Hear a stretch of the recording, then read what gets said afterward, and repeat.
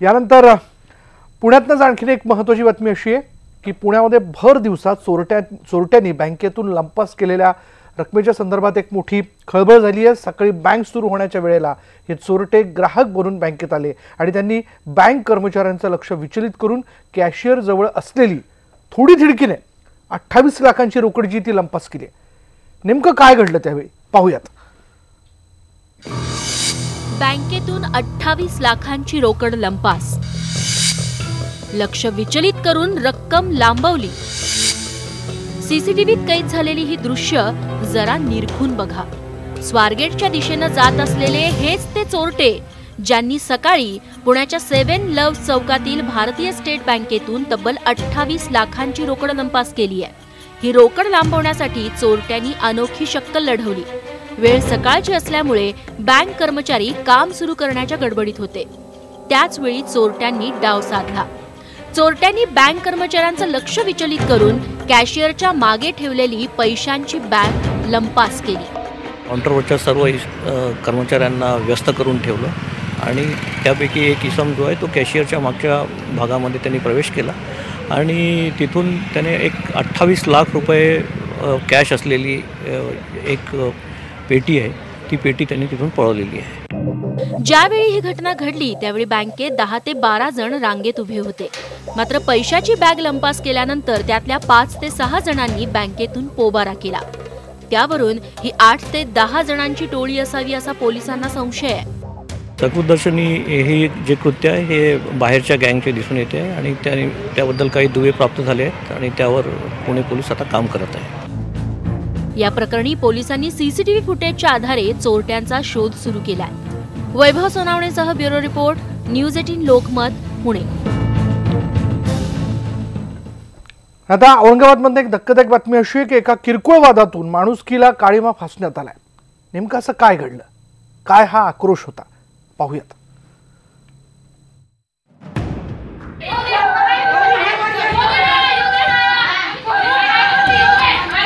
महिलेचा हा हंबरडा म्हणजे स्वतःला माणूस म्हणून घेणाऱ्या हैवानांविरोधातला आक्रोश आहे। औरंगाबादेत किरकोळ जमिनीच्या वादातून चक्क महिलेला विवस्त्र करून मारहाण करण्यात आली। विवस्त्र महिलेला ग्रामस्थांनी झाकण्याचा प्रयत्न केला, मात्र लाज विकून खाल्लेल्या आरोपींनी ग्रामस्थांना पिटाळून लावलं। माझ्या वडिलांची प्रॉपर्टी आहे, मला म्हणते तू चालल्या जा इथून, आईला सांभाळू नको, हे आमच्या नावावर करून द्या आणि तुम्ही चालल्या जा इथे। नाही कधी गेल्या तर आम्ही पैसे देऊन तुमच्यावर काय काय करू तर मग तुम्हाला काही सांगू शकत नाही आम्ही। मग ते एवढीच विनंती सर, तुम्ही मला न्याय द्या बस। त्याच्यावर आणि मी पोलीस स्टेशनमध्ये गेले, माझा काही अर्ज घेतला नाही सर त्याने। पीडित महिलेच्या आईच्या नावावर असलेल्या जमिनीच्या तुकड्यावर तिच्या चुलत्यांचा डोळा आहे। आरोपींचा नातेवाईक पोलिसात असल्यानं अद्याप या हैवानांवर कारवाई होत नसल्याचा आरोप होतोय। मारेल आम्हाला चुलते, तलाठी चुलता मारेल, मला मारेल, आईला मारेल, बापाला मारेल। मारत आले ना दादा, मला साहेब मारत आले ना, मला मुलगा नव्हता ना, तोंडाला कुत्र्यानं रगत पिलं माझं। होमगार्ड पदावर कामाला असलेल्या पीडितेला माणुसकीच्या सर्व पातळ्या सोडून मारहाण करण्यात आली आहे। पोलीस तपासात प्रकरणाचं अंतिम सत्य समोर येईलच, मात्र पैसा आणि संपत्तीचा हव्यास माणसाला कोणत्या नीच पातळीवर नेईल याचं हे जिवंत उदाहरण आहे। सिद्धार्थ गोदामसह bureau report, news 18 Lokmat, Aurangabad. यानंतर बघूया, एकीकडे संपूर्ण देश दहशतवाद्यांच्या ज्वाळांमध्ये होरपळत असताना दुसरीकडे देशाच्या आर्थिक राजधानीवरही मोठं संकट घोंगावत आहे। मुंबईची लाईफलाईन टार्गेट करण्याचं षडयंत्र रचलं गेल्याची धक्कादायक माहिती हाती आली आहे आणि त्यामुळे सुरक्षा यंत्रणांसमोर नवं आव्हान उभं राहिलंय। मुंबईची लाईफलाईन दहशतवाद्यांच्या टार्गेटवर, भारतीय गुप्तचर विभागाचा हाय अलर्ट, रेल्वे स्टेशन्सवरच्या सुरक्षेत वाढ। भारताची आर्थिक राजधानी मुंबईवर पुन्हा एकदा दहशतवाद्यांची वाकडी नजर पडली आहे। येत्या 3 महिन्यात मुंबईतील गर्दीच्या रेल्वे स्थानकांवर दहशतवादी हल्ल्याची भीती भारतीय गुप्तचर यंत्रणांनी वर्तवली आहे। त्यामुळे मुंबईतील सर्वच्या सर्व रेल्वे स्थानकांवर हाई अलर्ट जारी करण्यात आला है। रेलवे को पूरा हाई अलर्ट पर रखा गया है, सुरक्षा व्यवस्था बढ़ा दी गई है। इस तरह की किसी भी घटना को घटित होने से पहले उसे रोका जा सके। सभी स्टाफ को ब्रीफ करके वेपन के साथ प्लस मेटल डिटेक्टर के साथ चेक किया जा रहा है पैसेंजर गाड़ियों को, कोचों को, ताकि इस तरह की कोई भी घटना न हो सके। गुप्तचर यंत्रणांच्या इशाऱ्यानंतर केंद्रीय पातळीवर हालचालींना वेग आलाय।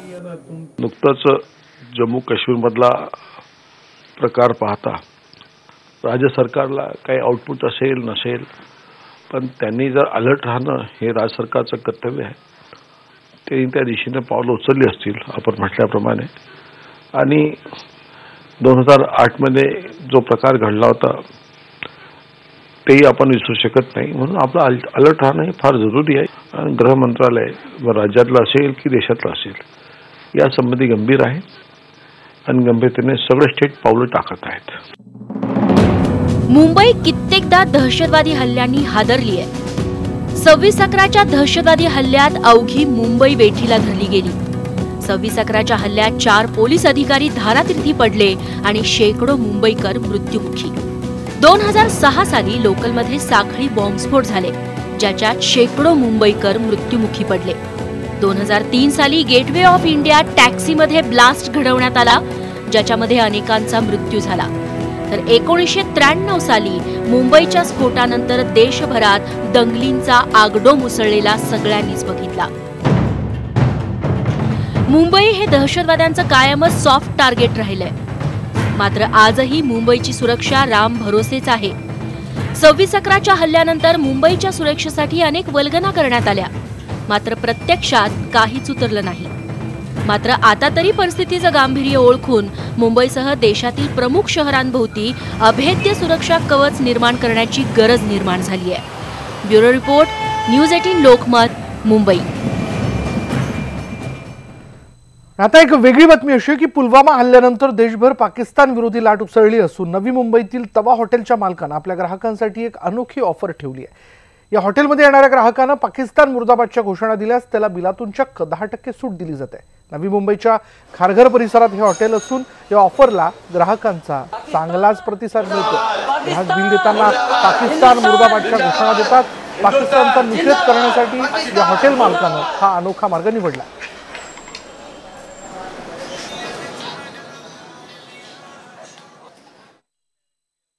सर एकदम सही बात है कि हमने 10% डिस्काउंट का ऑफर चालू किया है पाकिस्तान मुर्दाबाद बोलने के ऊपर, और ये 3 दिन पहले हमने चालू किया था।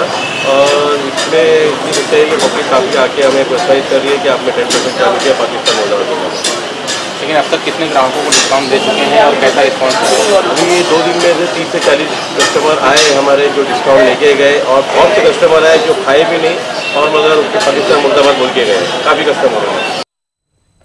ब्रेकनंतर पाहूया मध्यवर्ती पुण्यात वाड्यात राहणाऱ्या पुणेकरांसाठी एक महत्त्वाची बातमी अशी आहे की हजारो भाडेकरूंना मोफत घर मिळण्याचा मार्ग जो आहे तो मोकळा झालाय। जुन्या भाडेकरूंना याचा फायदा होणार आहे। भाडेकरूंना मोफत घर मिळत असताना घर मालकांनाही त्याचा भूदंड बसणार नाहीये। पाहूयात हा रिपोर्ट। जुने वाडे आणि इमारतींच्या पुनर्विकासाबाबत महाराष्ट्र सरकारनं नवा GR काढलाय। जुन्या वाड्यांचा विकास करताना 1.5 FSI मिळणार आहे। तसंच भाडेकरूंना किमान 300 चौरस फुटांचं घर मोफत मिळणार आहे। पुण्यात पेठेमधील जुनेवाडा आणि उपनगरातील 30 वर्षांहून जुन्या इमारतींची संख्या आहे 5000हून अधिक। पण या जुन्या घरांचा पुनर्विकास रखडला होता। याला 2 मुख्य कारणं होती। पहिलं कारण म्हणजे 6 मीटर रुंदीच्या रस्त्यावर TDR चढवता येत नव्हता, आणि दुसरं कारण भाडेकरूंना घर दिल्यानंतर प्रचलित FSI नुसार घर मालकांना फारशी जागा शिल्लक राहत नव्हती। आता या दोन्ही अटी रद्द करण्यात आल्यात। भाडेकरूंच्या पुनर्वसनात जी आडकाठी या संदर्भात रस्त्यांच्या रोडविड्थमुळे जी काही आडकाठी येत होती त्याची कॅप आज शासनाने महापालिका प्रशासनाला लेखी स्वरूपात देऊन काढून टाकली आहे, आणि त्यातनं एक मोठा दिलासा सगळ्या भाडेकरूंना या ठिकाणी मिळाला आहे। पाहुयात या शासन आदेशात नेमकं काय म्हटलंय। जुन्या वाड्यांचा विकास करताना 1.5 FSI मिळणार। भाडेकरूंना दिलेल्या जागेच्या 1.5 पट बांधकाम करता येणार। 300 चौरस फुटापेक्षा कमी जागा असली तरी भाडेकरूंना 300 चौरस फुटांचंच घर मिळणार। 300 चौरस फुटांपेक्षा कितीही जास्त जागा असली तरी 370 चौरस फुटांचं घर मिळणार। 6 मीटर रुंद रस्त्यावर 9 मीटर रस्त्याचा FSI मिळणार। बांधकाम व्यावसायिकांकडूनही या निर्णयाचं स्वागत केलं जात आहे. जे वाडे मोडकळीला आलेले आहेत अशा वाड्यांमधले जे विकसन थांबलेलं होतं ते निश्चित आत्ता चांगल्या पद्धतीने होऊ शकेल. कारण याच्यामध्ये विकसकाला देखील भाडेकरूंना 300 स्क्वेअर फीटचं घर आणि विकसकाला 150 स्क्वेअर फीट अशी ही प्रोव्हिजन ठेवलेली आहे. भाजप नगरसेवक गणेश बिटकर यांच्या पाठपुराव्यामुळे राज्य सरकारनं या संदर्भात शासनादेश दिलेत. आता गरज आहे ती भाडेकरू आणि घर मालकांनी एकत्र येण्याची. व्हिडिओ जर्नलिस्ट निखिल करंदीकर सह वैभव सोनावणे, न्यूज 18 लोकमत, पुणे. आता बातमी एका दीर्घायुषी आजींची. त्यांचं वय ऐकून तुम्हाला नक्कीच आश्चर्य वाटेल, कारण वेरळगावच्या जिजाबाईंनी वयाची 120 वर्ष पूर्ण केलीत. मात्र एवढ्या वर्षात त्या एकदाही आजारी पडल्या नाहीत की औषधोपचार त्यांनी घेतला नाही. आपली अनोखी जीवनशैली हेच त्यांच्या उत्तम आरोग्यामागचं रहस्य आहे. जिजाबाई राठोड, वय अवघं 120 वर्ष. खेड तालुक्याच्या वेरळ गावात राहणाऱ्या जिजाबाई अजूनही रोज 2 किलोमीटर पायी चालतात. सगळी दैनंदिन कामं त्या स्वतःच करतात. गेल्या 120 वर्षात आजारपण म्हणजे काय हे तर त्यांना ठाऊकच नाहीये. जिजाबाईंच्या या निरोगी दीर्घायुष्याचं गुपित त्यांचा आहार आणि त्यांची जीवनशैली त्यांच्याच तोंडून ऐकूयात. जिजाबाईंच्या या विक्रमी वयाची नोंद आता त्यांच्या आधार कार्डवरही नोंदवली गेली आहे. जिजाबाईंनी आयुष्यभर मोलमजुरी करून कुटुंबाचं पालन पोषण केलं, त्यामुळे आजही त्यांना घरकामाची सवय आहे. जिजाबाईंचं कुटुंब मोठं आहे.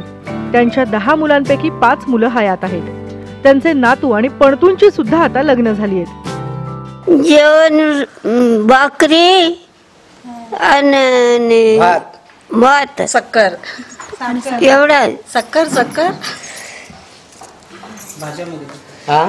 भाजी कोणच खायची, कोणी खाऊ नये. पाला भाजी, कांदा भाजी खाऊ नये, जामण खाऊन सुद्धा. खाण्यामध्ये म्हणजे त्यांचं भाकरी आणि दही, दूध आणि आपलं पालाभाजी, आणली जेवण सगळा. तिखट वगैरे काय लागत नाही. खरं म्हणजे ते कडुलिंब असतो ना, घाटावर कडुलिंबाच्या पाला लय खायची. त्याचा रस करून वाटून त्याचा रस काढायची, एक वाटी रस प्यायची. खाण्यास पहिल्यापासून ते अन्नीच खाते. अजून आता नाही, आमचा भाऊ झालं मला झाल्यापासून ती अन्नीच खाते. त्याचा काय देवाचा आहे कसला आहे काय समजत नाही. दीर्घायुष्य म्हणजे नेमकं काय आणि आरोग्य नेमकं काय हे या 120 वर्षाच्या राठोड आजींकडे पाहिल्यानंतर लक्षात येते.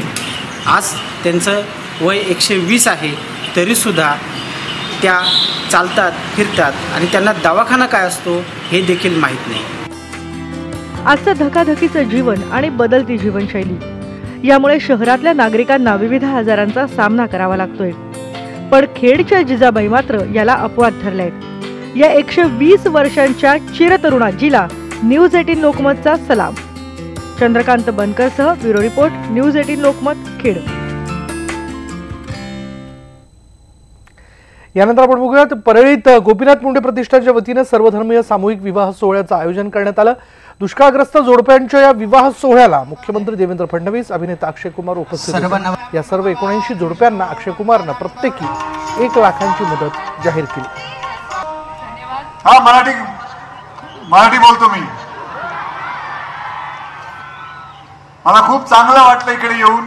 ये छोटी परली नहीं है, मैंने इतने सारे लोग आज तक नहीं देखे, ये बहुत बड़ी परली है. मैंने इतनी शादी कभी साथ में नहीं देखी, ये बहुत बड़ी परली है. कितने लोगों की शादी साथ में हो रही है. और आप सभी मर्दों से कहूंगा कि अपनी बीवी का सबसे ज्यादा ध्यान रखें. कि अगर आप चाहते